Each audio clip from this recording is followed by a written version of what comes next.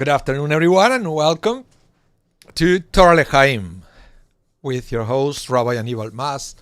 So happy and excited to be here with all of you one more time, study the weekly Parsha. And this is a special Parsha. We are studying a new book. Second book of the Torah, the book of Shemot, the book of Exodus. And we are going to start studying the story of Moses and the Exodus from Egypt. It's a great chapter.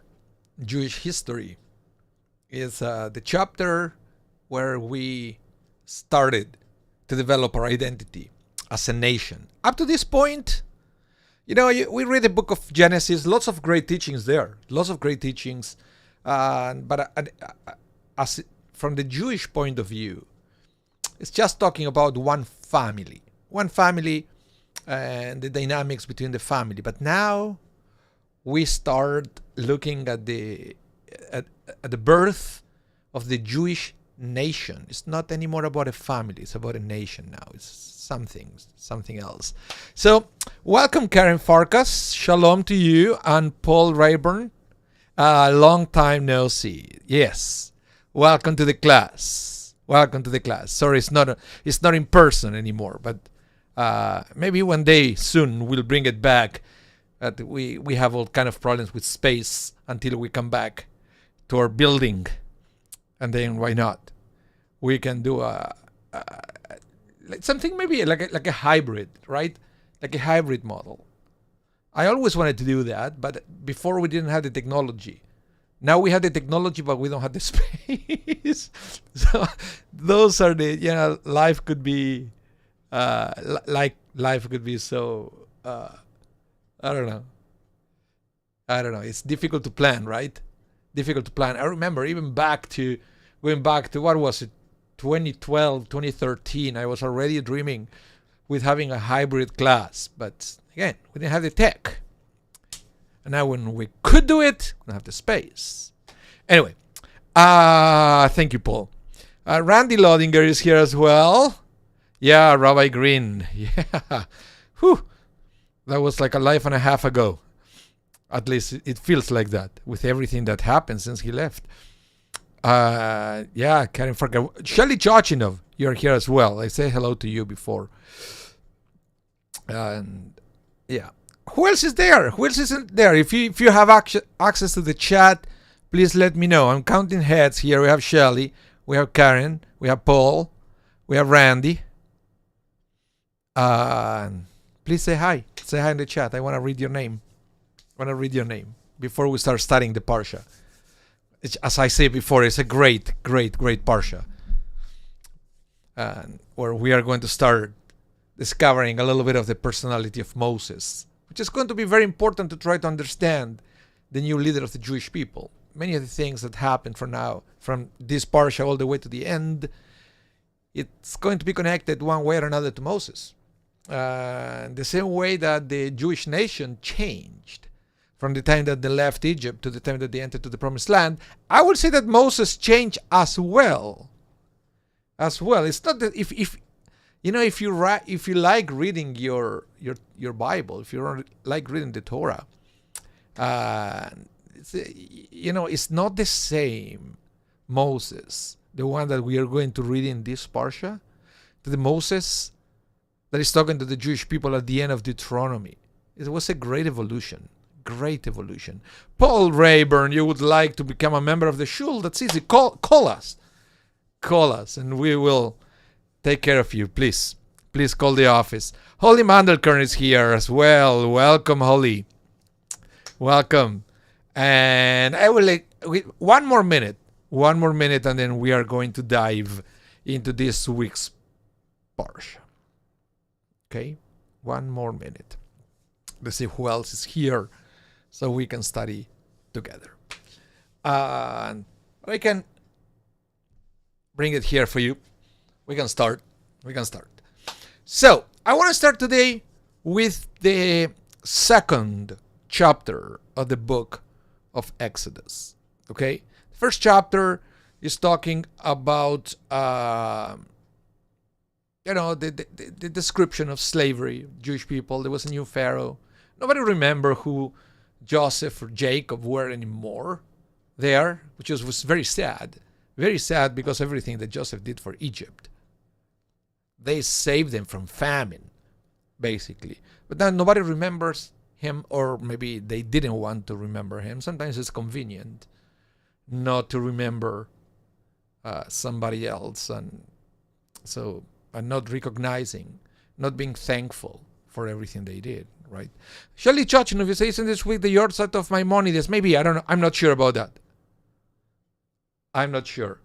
I know there are lists online that you can check that when the yahrzeit for different rabbis are. In fact, I don't know if my let's see. No, I don't think my. I used to have an app on my phone that it will give me the yahrzeit of. Let's see here. Here it says I have something, Shelley. Not today. Not today. How do I go to tomorrow? Let's see. Let's see. Yeah, tomorrow, Shelley. You're right. Friday. Friday is the yahrzeit of Maimonides. Look, I have it here. You don't believe me? Let's see. There it is. First line. It says the yahrzeit of Rav Moshe ben Maimonides. Yeah. Thank you, Shelley. Okay, so I want to start here in chapter 2, because this is when we'll start reading about Moses, okay? But it's interesting that the Torah just doesn't present us to Moses, but also Moses' parents. And they were also great people, and what they did was fantastic as well. Because here in the second chapter of the book of Exodus, we read about that there was a man of the house of Levi and took to wife a daughter of Levi. Okay, so we are talking about a couple that it was formed from within the tribe of the Levites. So here it's talking about Moses' parents. So we know from the get-go that Moses is a Levite. Okay, he's coming from the tribe of Levi. Tribe of Levi. And why this is a big deal? The beginning of chapter 2. Well, because it was a ban. You remember everything that the Pharaoh decreed against the Jewish people. How Pharaoh wanted to kill all the baby boys, right, and so forth. So basically there was a midrash that the Israelites stopped making babies, right? Rather than taking the risk of Pharaoh taking the babies away from them. So with that in mind, I want to present to you what the Talmud says about this situation and why this verse, Exodus 2:1, is so important, and how important it is the fact that it is connected to Moses through his parents. Okay, so let me bring here the Talmud. This is from the Masechet Sotah, Tractate Sotah, page 12a, and it says, where did he go? Is this, right? So back to the verse. It said, there was a man of the house of Levi and took to wife. There went a man of the house of Levi. So the Talmud starts asking, where did he go? Because it there went. You see in Hebrew, Vayelech, he went. Vayelech ish. So the Talmud starts with this question. Where did he go? The Torah doesn't say where did he go. So that's where the Talmud brings it. Where did he go? He went in the counsel of his daughter. Moses' father Amram was the greatest man of his generation. When he saw that the wicked Pharaoh had decreed, every son that is born you shall cast into the river, he said, in vain do we labor. He went and divorced his wife. All the Israelites thereupon arose and divorced their wives. Said his daughter to him, Father, your decree is more severe than Pharaoh's. Pharaoh decreed only against males. You have decreed against males and females. Pharaoh only decrees concerning this world. You have decreed concerning this world and the world to come. In the case of the wicked Pharaoh, there is a doubt whether his decree will be fulfilled or not. In your case, it will certainly be fulfilled. So Amram went and remarried his wife, and they arose and took back their wives. And he took to wife, it should have read, and he took back. Said Rabbi Judah ben Zabina, he acted towards her as though it has been the first marriage. He seated her in a palanquin. Aaron and Miriam danced before her, and the ministering angels proclaim a joyful mother of children. This is very interesting because it says here that it was Miriam, Moses' older sister, the one who convinced her father to keep having babies. That, you can't let Pharaoh get away with this one. If we have faith, somehow we are going to make it to the other side. And that is amazing because this is the introduction of the birth of Moses. These are the stories that Moses are going to hear eventually. Because you know what happened, right? That even though Moses was born and he was put in a basket and put in the Nile River, and then the Pharaoh's daughter found him. And eventually he was brought back to his own house. Moses was brought to his biological mother so she could nurture him, because Pharaoh's daughter couldn't do that. And so also it's something that the Torah doesn't mention, and we have to use our imagination. What stories did little Moses hear at the house of his biological father? Even though after he wasn't a baby anymore, he was brought to the palace and he was raised as an Egyptian. But it looks like, and we are going to see in a few minutes, how his Jewish identity was always inside him. And he always had questions, Moses. Who am I? Or what am I?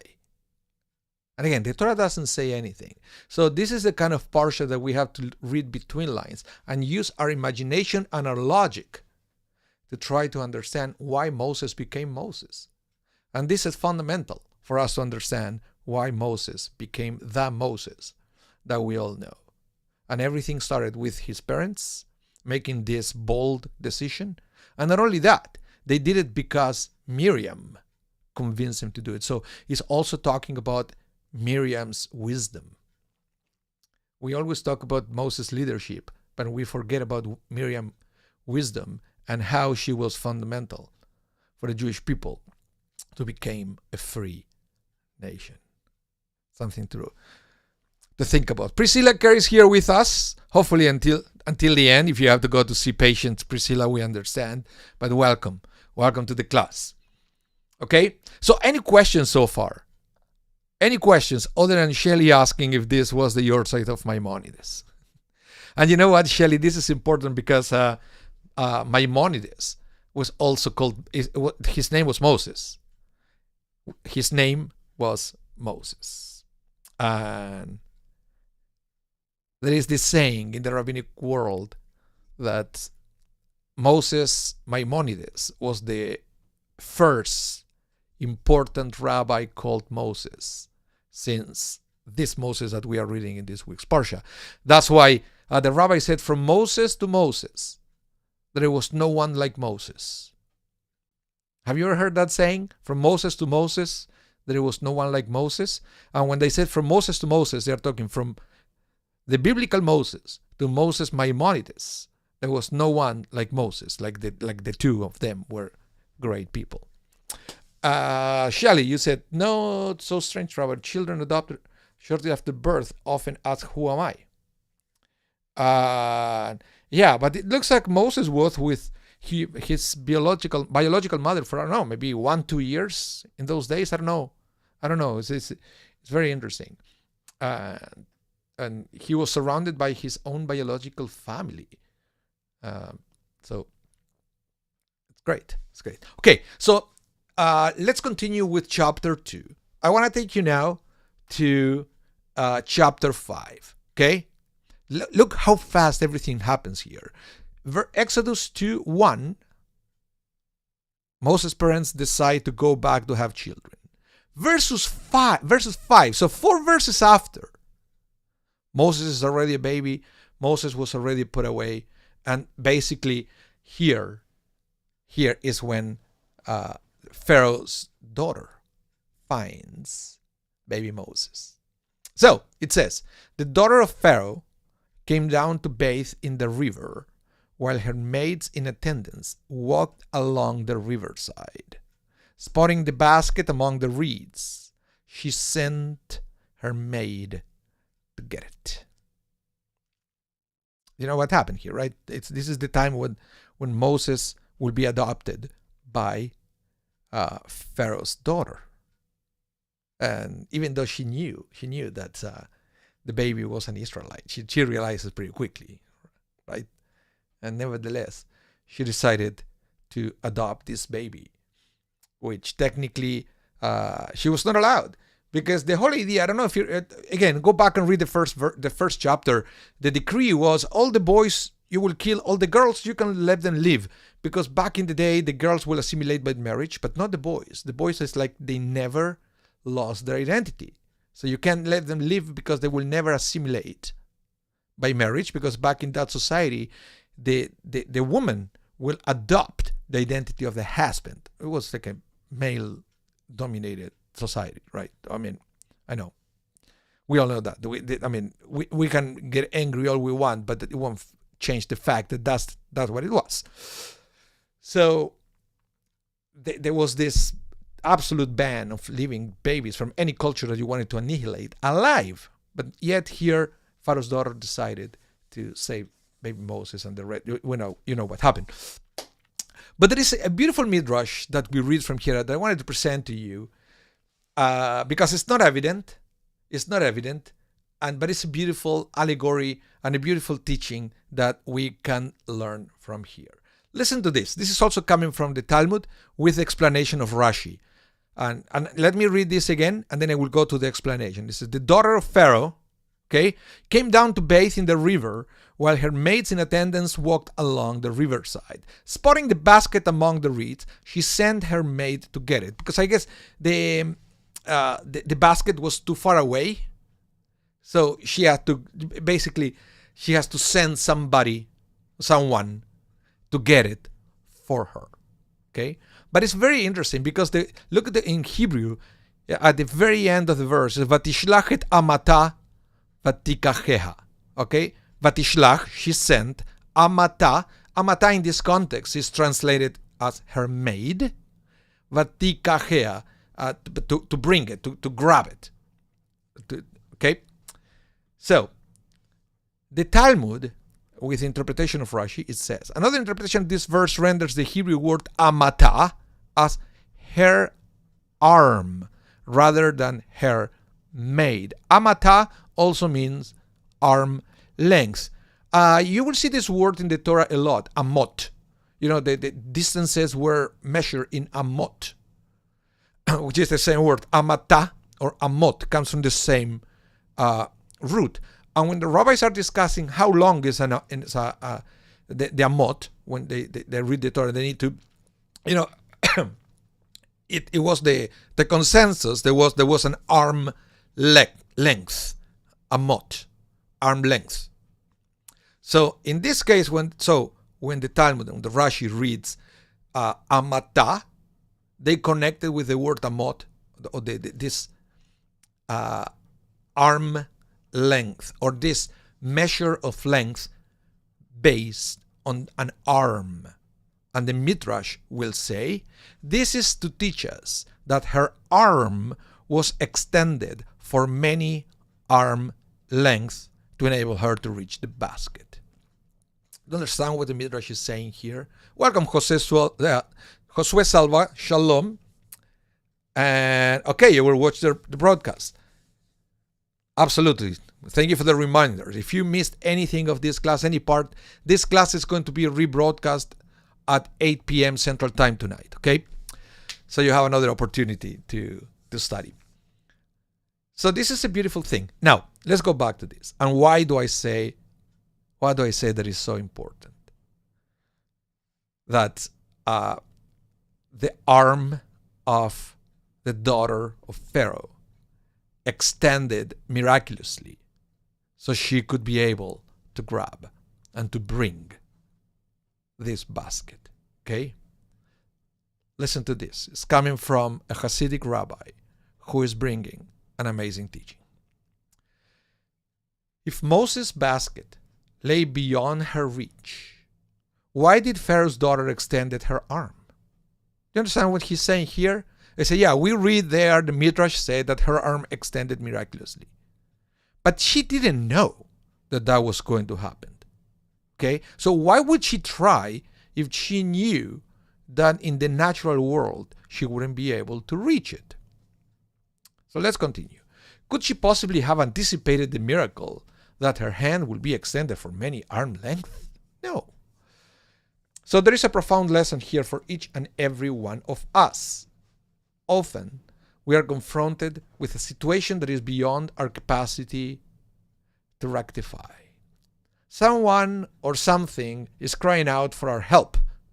But there is nothing we can do. By all natural criteria, the matter is simply beyond our reach. So we resign ourselves to inactivity, reasoning that the little we can do won't change matters. Anyway, so have you ever heard that expression? Why bother? Why bother? Have you ever said it before, maybe? Well, there is not much I can do, so why bother? It's very common, human nature. Let's continue. But Pharaoh's daughter heard the child's cry and extended her arm. An unbridgeable distance lay between her and the basket containing the weeping infant, making her actions seem utterly pointless. But because she did the maximum of which she was capable, she achieved the impossible. Because she extended her arm, God extended its reach, enabling her to save a life and raise the greatest human beings ever to walk the face of the earth. What an amazing midrash. Let me tell you why this is so important. Okay? Beyond the factual thing of this. And the midrash is trying to present Pharaoh's daughter as a woman of faith. Because if she knew that she wouldn't be able to reach the infant, why would she even try? Well, she tried, as every person with faith, they try with something seeming impossible because they always trust that maybe a miracle will happen. Or maybe I will figure something out in the way. Or maybe I will discover something new, but I'm going to try anyway. And then something happened, right? And then you realize that you can do it.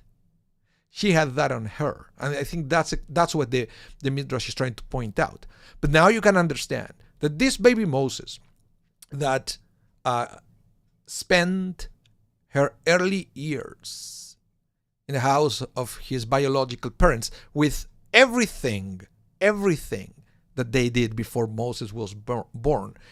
All that was transferred to this baby Moses. Eventually he grew up and he went to live in the palace, and he lived with this woman who was an example of having faith and a divine power. Having faith and trying to do something that seems to be impossible, but you do it anyway because you never know. It may happen.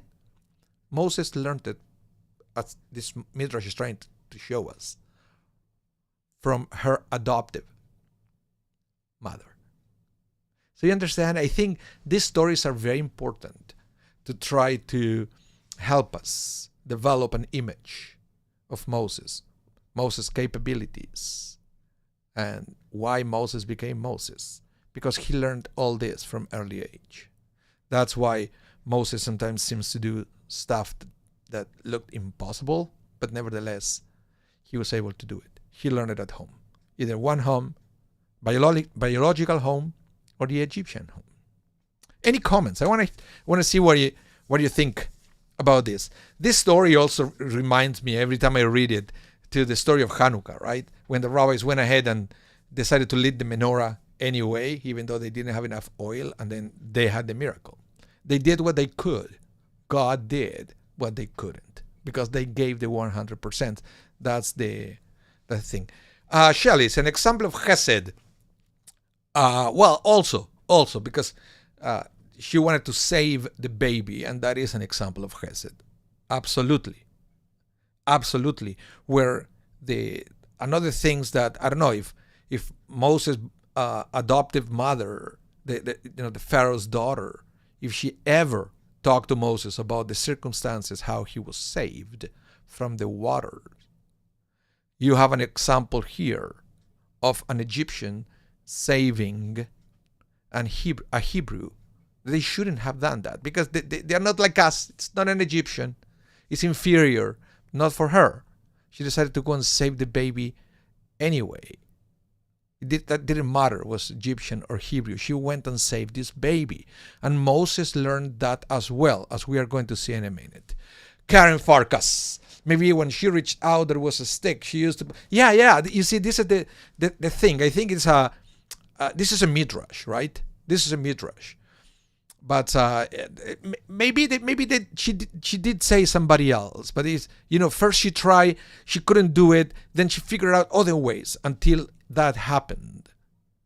You don't give up because some other people say, "Oh, it's too far away. Forget it. Let's keep going. Let's keep walking." Right? But no. She reached out anyway, and she was able to get that basket out of the water. Very, very interesting. Very interesting. But as I say, Moses was someone that when we learn about how much he loved justice and he couldn't tolerate injustice. As we have this story, for example, let's continue now. Chapter 2, verse 11. And remember the story when he saw an Egyptian hitting a Hebrew. He intervened, and they say, well, of course, it wasn't a Hebrew, one of his brothers. But then, not really. When, you will see that Moses intervened in other situations where he saw injustice, where there were, for example, two Hebrews fighting, or when he escaped, he went to Midian, he actually sees another group of people that they were not even Egyptians or Hebrew fighting with each other or harassing a woman on the wells of water. Remember? That woman eventually became his wife. But then he couldn't tolerate that, and he intervened because Moses was somebody who couldn't tolerate injustice. He didn't care who was involved. That's something that maybe he learned it at home from his from Pharaoh's daughter, because that's the way she behaved when she saved Moses. So let's go here and look what happened. Because remember I told you at the beginning how Moses probably had these two sides. The Hebrew side that he discovered at one point in life. I don't know how, but we know that because look at this. It said, it came to pass in those days when Moses was grown that he went out to his brothers. How did he know? That those were his brothers? Have you ever asked yourself that question? That means that Moses was well aware that he was biologically a Hebrew. Was it because Pharaoh's daughter told him? Was it because his family reached out? We don't know. The Torah doesn't say how he knew. But it says here, he went out to his brothers. Clue. And he saw their burdens. And he saw an Egyptian man smithing a Hebrew man, one of his brothers. See, the word brother is repeated here. But let me read some of your question here, or your comments. Shelley Chochinov, water is key in the Moses story. As a baby, he was basket in a river, later crossing the Sea of Reed. Interesting. Never thought about that. Josue Selva. Who were the three counselors the Pharaoh called for advice concerning the destination of the Hebrew kids? I don't know. It might be a midrash of that, but I don't know. Randy Lodinger. God made Pharaoh's daughter childless, so the opportunity made the moment all planned. Maybe, because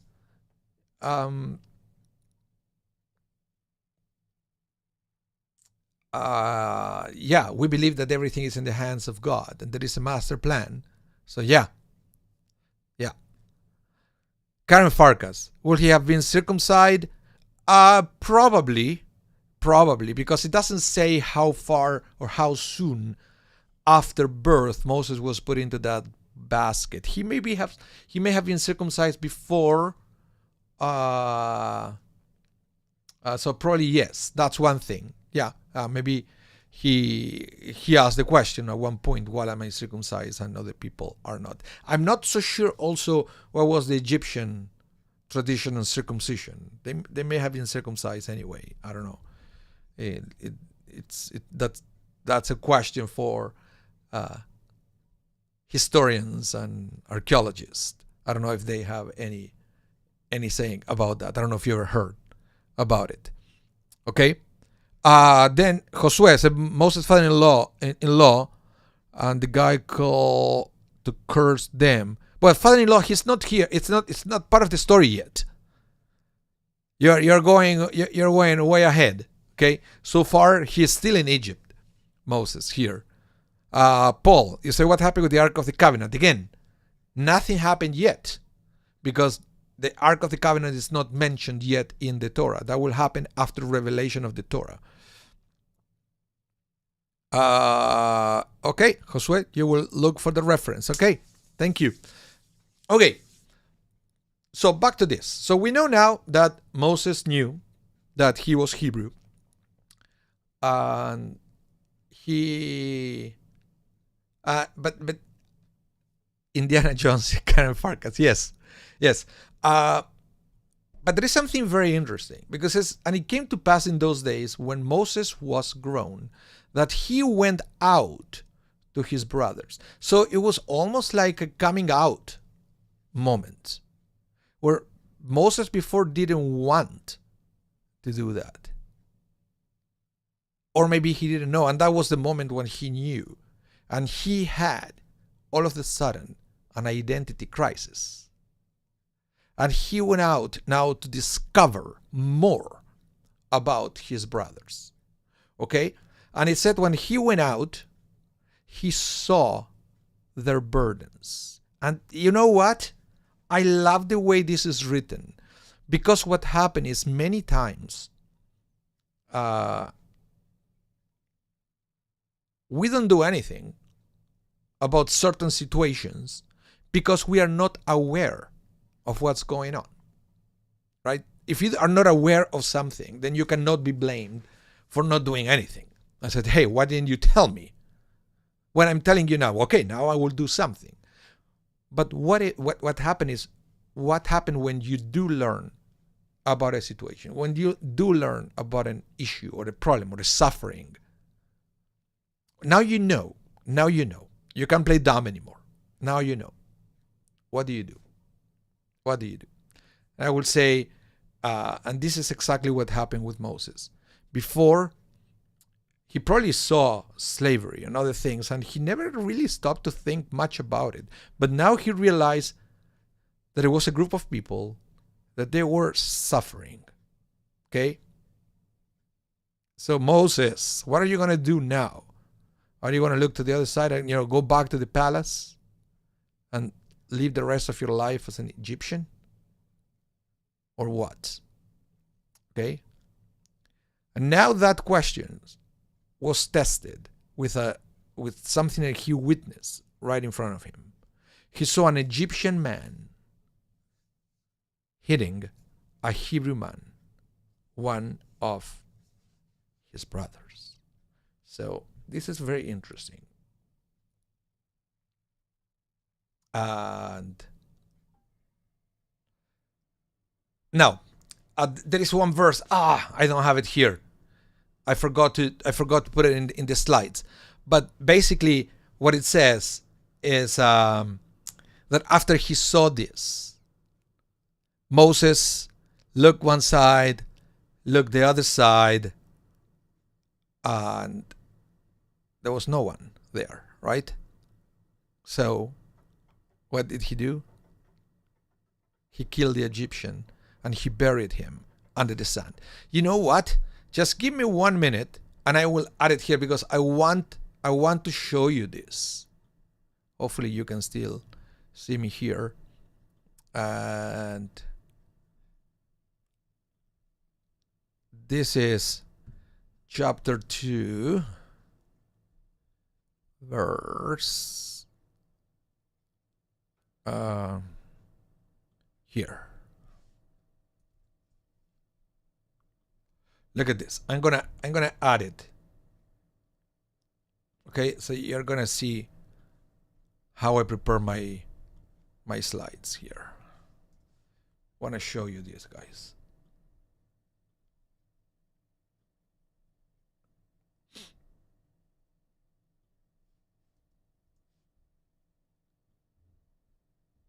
So this is what happened here. Let's see.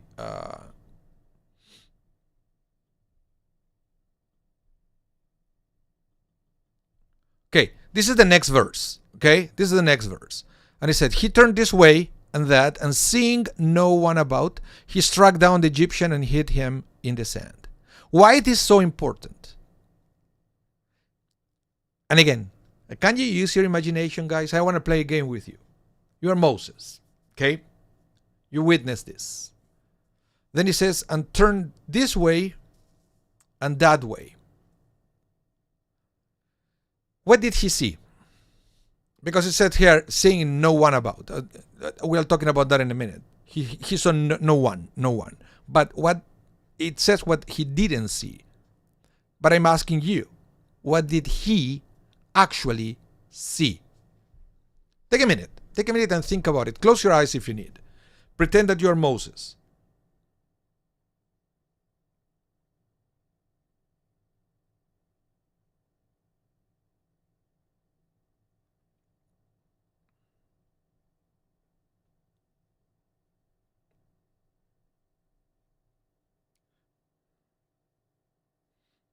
Dun, dun, dun, dun, dun, dun, dun. Okay, Shali Chochinov, he wanted to make sure no one was watching before he buried the body. For Hashem sees. Yeah. But what did he see? What did Moses see? Of course, Hashem sees everything. But what did Moses see? I want to know.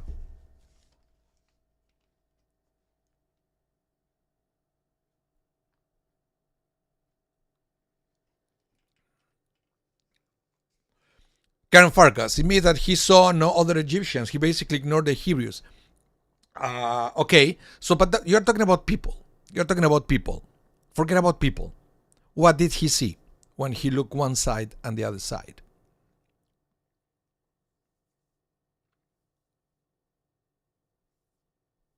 Okay, let me tell you what I learned. This is fascinating. And again, to understand this concept, you have to use your imagination. He said he looked one side and he saw the Egyptian buildings. He saw the palace.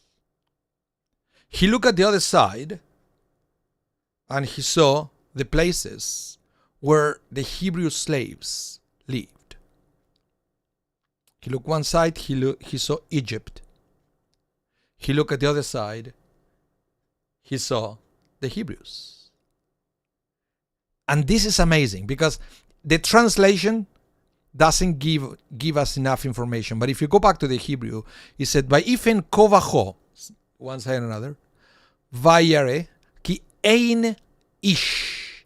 It says he looked one side or the other and he realized that there was no man. It doesn't say no one. It said there was no man. And the interpretation is that he looked one side, he saw Egypt, the other side he saw Hebrew, and he felt that it was not a person. He has so much conflict inside that he didn't feel human. He was just a mess. He was a mess. Einish. There was no person there. He needed to do something. So let's keep reading this as an allegory. Okay? So it said, Vayach et HaMitzri, he struck down the Egyptian. Which Egyptian? If you read it as an allegory, he struck down the Egyptian that it was inside himself. At that point, Moses made a decision that he identified as a Hebrew and not as an Egyptian. But in order to do that, he had to struck down the Egyptian and he buried him in the sand. He left it behind. He buried the Egyptian. It's a beautiful verse, and I can't forgive myself that I forgot to put it in the slides because it changes everything. Okay? So now you can understand a little bit more why Moses had these two sides inside himself. Because from early age, he was nurtured by two cultures. And this is the point where he couldn't continue like that anymore. So he decided to fully identify as a Hebrew. He could at that point. He said, look, one side was the palace, look at the other house, the Hebrew. He said, no, I cannot live like them. The Hebrews, this one, they are slaves. I have all these amazing opportunities in the palace. I prefer that. He could have, but he didn't. And I believe that his upbringing had a lot to do with that. Okay? So I thought it was a beautiful, beautiful, beautiful thing. Right? And everything happened because he saw the burdens. And that's what happened, Sometimes when you see the burdens, you have to make a decision. And I know many people, for example, that they rediscovered the Jewish roots. They always knew they were Jewish, but they never took it seriously until they actually experienced anti-Semitism, or they saw somebody else, another Jewish person, suffering anti-Semitism. And then, you see the burden, you see the suffering, and then you make the decision, you say, yeah, you know what, I'm a Jew. And that is also an aha moment for many people. And sometimes these kind of events are very powerful triggers that make us think about our identity. Things that otherwise we wouldn't pay attention. Yeah. Holy Mandel Carnier said this was a really critical moment for him, of course, and he made a huge, huge decision. But as we all know,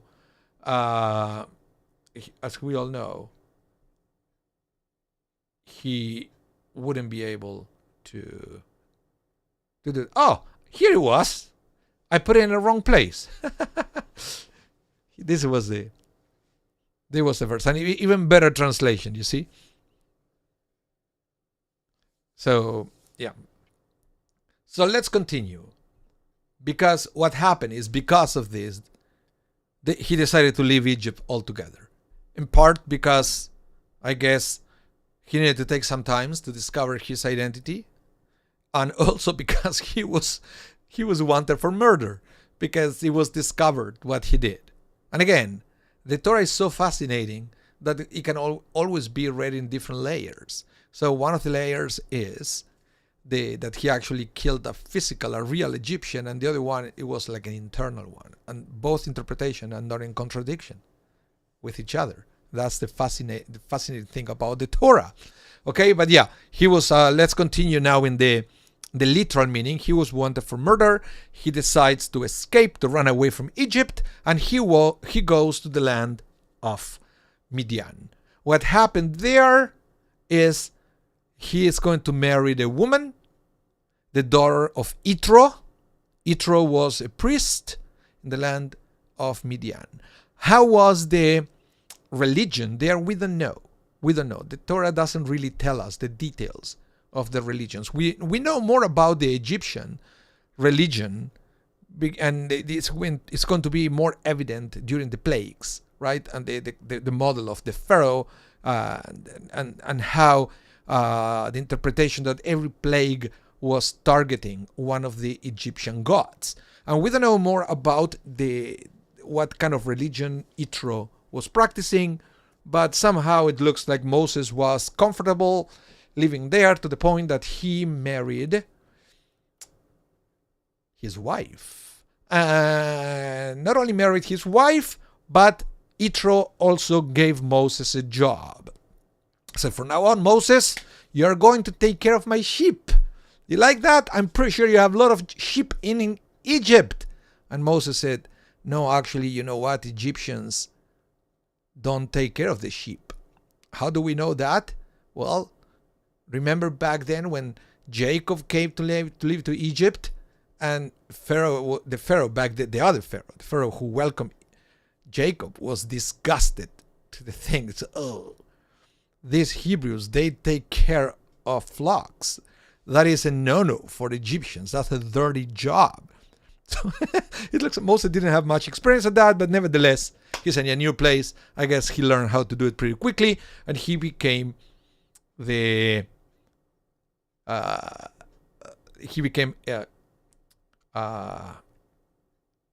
shepherd there. So it says here, and this I want to tell you something that is fascinating. Now Moses was tending the sheep of Yitro, his father-in-law, the priest of Midian.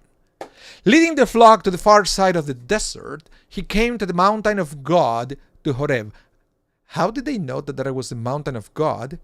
That is also an interesting question. It may be something that the Midianites worship, that they believed that was the mountain of God, and that's something that Moses may have learned there. We don't know. The Torah doesn't say. It just says that it was known as the mountain of God. Okay? The angel of God appeared to Moses in a fire blazing from the middle of a bush. You know the story. The burning bush. He looked and saw that although the bush was flaming with fire, yet the bush was not being burned up.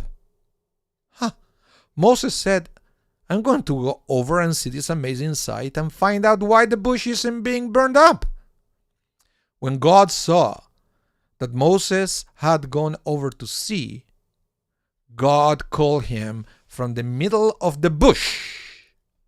Moses, Moses. Actually, it should be like this. Moses, Moses. And he said, Moses answered, here I am. Okay? Hineni.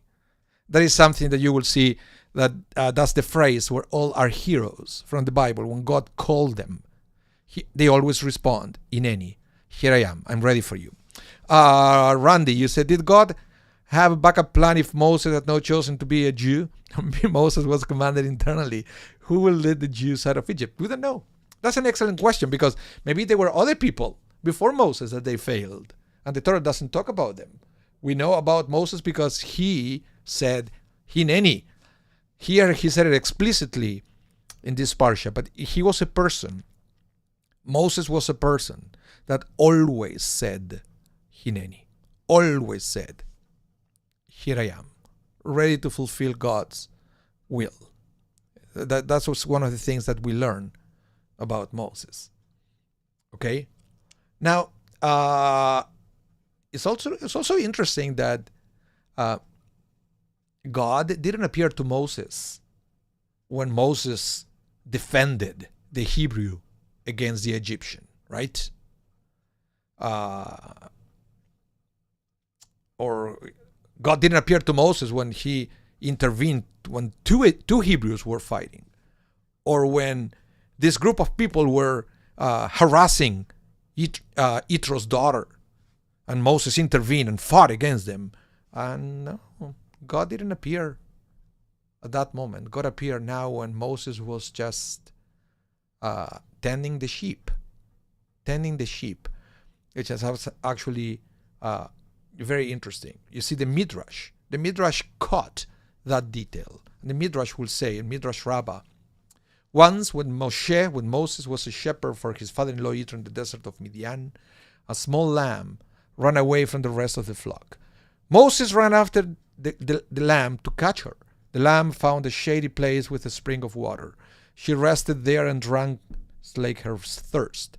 When Moses found her there drinking, he exclaimed, I didn't know that you ran away because you were thirsty. You must be so tired. Moses took the lamb on his shoulders and carried her back to the flock. Said God, Moses, you are compassionate and extend to every animal in the flock. You should also care for my flock, the children of Israel. So, in other words, God appeared to Moses at this time because these are the qualities that God is looking in a leader. Not the fact that he knew how to fight against the Egyptian. Right? It is important because Moses showed that the concept of justice and the disgust on injustice is rooted inside himself. But that's not enough. That's not enough to become the leader of the Jewish people. God wanted to see how far away Moses' compassion went. Not his fighting skills, but his compassion. And Moses showed his compassion, taking care of a simple flock. It's amazing. It's amazing if you ask me. The things that God is looking for people. Sometimes we human beings, we look for different qualities in a leader. God looks somewhere else. Right? God looks somewhere else. And there is one more thing that I wanted to show you here. Hold on. Where is it? Here. When Moses came to the burning bush, and I will let you go with this one. It's a fascinating pearl within the parsha. Okay? God said to Moses, when Moses was coming closer, don't come any closer. Take your sandals off your feet. Because the place where you are standing is holy ground. And the question is, who cares? I mean, why is so important for Moses to remove his sandals? Because he's in holy ground. Why is so important to remove it when you are in holy ground? Well, let me tell you why. The rabbis explain that God needed to explain that that specific piece of land was special because the Torah said in the book of Genesis, and let me read it for you, right? This is because of what Adam and Eve did, their sin. So, God said to Adam, because you listened to what your wife said and ate from the tree about which I gave you the order you are not to eat from it, the ground is cursed on your account. You will work hard to eat from it as long as you live. You see, according to the book of Genesis, the entire world, the ground of the world is cursed. Okay? And there is one explanation that's why we wear shoes or sandals or something. That's why we don't go barefoot anywhere we go. It's a layer of separation between ourselves and a cursed ground. But now that Moses entered to a place when God actually told him, no, this land is not like the other land. Please remove your sandals. You don't need to be separated from this ground.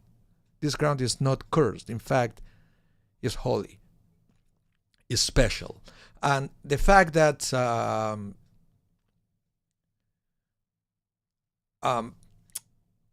we kind of need to wear shoes. It's something that because the ground is cursed. For example, Shulchan Aruch will say, here first. Listen to this. Listen to this. Rabbi Yochanan said, as one dons tefillin, one should put the shoes.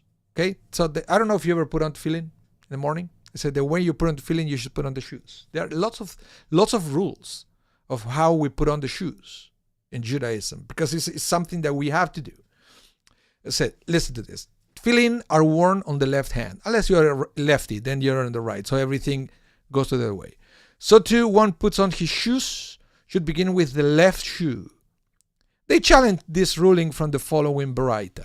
When a person puts on his shoes, he puts on his right shoe first, and after this he puts on his left shoe. Rab Nachman Bar Yitzchak said, one who fears heaven can fulfill both directives. And who was it that followed this practice? Mar, the son of Rabbana. He will put on his right shoe, but he will not tie it.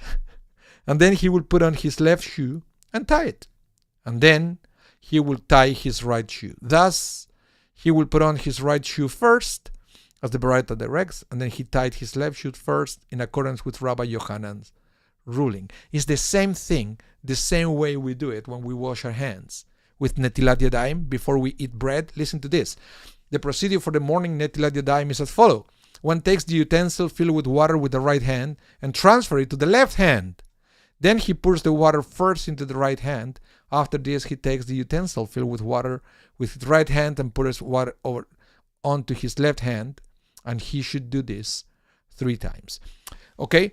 And beyond that, we have to remember that when you remove your shoes, when you touch your shoes to remove them, okay, you need to wash your hands as well. Why? Because your shoes touch the ground, so the shoes are always impure. Always impure. Okay, remember that. So you either remove your shoes using your feet, right? One foot grabbing against the other, and if you use your hand, then you have to wash your hands to remove the impurity because the shoes touch the cursed ground. Except Moses at that moment when he was on holy ground, so he didn't need it.